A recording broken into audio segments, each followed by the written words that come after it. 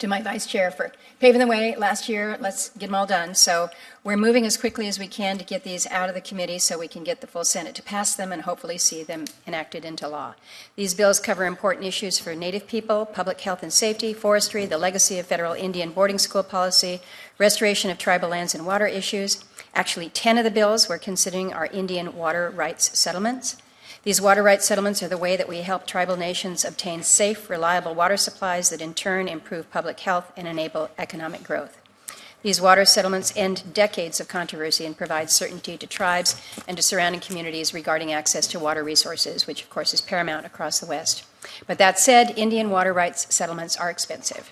And that's largely because it costs a lot to build a new infrastructure to physically access and develop water rights so that there is actual wet water for tribal citizens. Several of the Indian water settlements we are considering authorize some mandatory funding, meaning that they're going to score.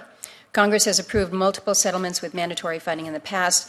I do worry this approach for settlements may be difficult to see through without a pay-for that's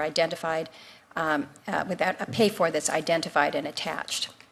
I also want to quickly mention some of the legislation I'm sponsoring. This is S719 on tribal forestry that will further the opportunities to achieve cross-boundary forest objectives with the Forest Service and the BLM, while strengthening self-determination by allowing tribes and ANCs to provide administrative, management, and other functions of the TFPA projects using 638 contracts. We also have S620 on public health veterinary services, which will bring spading and neutering to native villages to get a handle on rabies and other diseases that are endemic in communities in my state and on some of our reservations.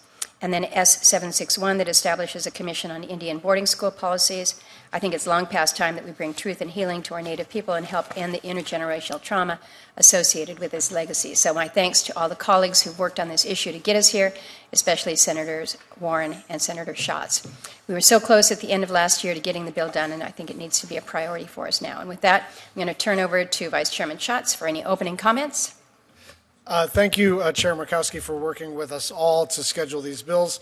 All of them have received due consideration. Each was voted favorably out of the committee or passed the full Senate, and so I urge a yes vote. We do have a quorum present, so we can get started. On the agenda are 26 items. You and your staff should have received copies of the agenda for the business meeting when we noticed this business meeting on Friday. So turning to agenda item 1, the election of the chairman and vice chairman of the committee for the 119th Congress. Is there a motion to elect Senator Murkowski the chairman and Senator Schatz the vice chairman of this committee? Somehow you guys. Yeah, you know, we already did this. This is the. Yeah. Here, start right here. Old thing. Now we all have to start completely all over again. Just right here. Just right here. Yeah. Are we rethinking this? I think we are. I mean, like, I've changed my mind. You want it back? Stop the count. Yeah. All right. So there we have it. What we do is we get rid of old scripts and we put the new scripts in. I knew I had the new one in here, but I decided to use the fancy binder. So we now have a quorum present, so we can get started. On the agenda are 25 items, not 26. You and your staff should have received copies of the updated agenda for the business meeting on Monday. We had a request to strike a bill from the agenda over the weekend, necessitating issuing the updated agenda. So I would ask unanimous consent to take up en bloc and adopt the 25 items on the updated agenda. So, okay, without objection, the question is on agreeing to agenda items 1 through 25 en bloc. All those in favor say aye. Aye. All those opposed say nay.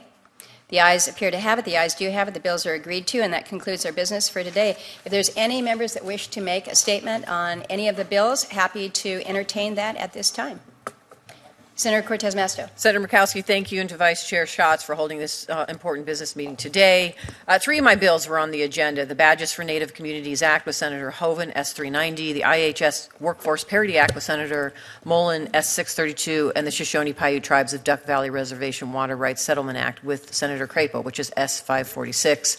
I appreciate all of the hard work my colleagues and the committee have put into these bipartisan bills, and for too long we have been addressing a number of these issues in Indian country, and I'm so pleased we were able to move these bills again in a bipartisan way today. So thank you.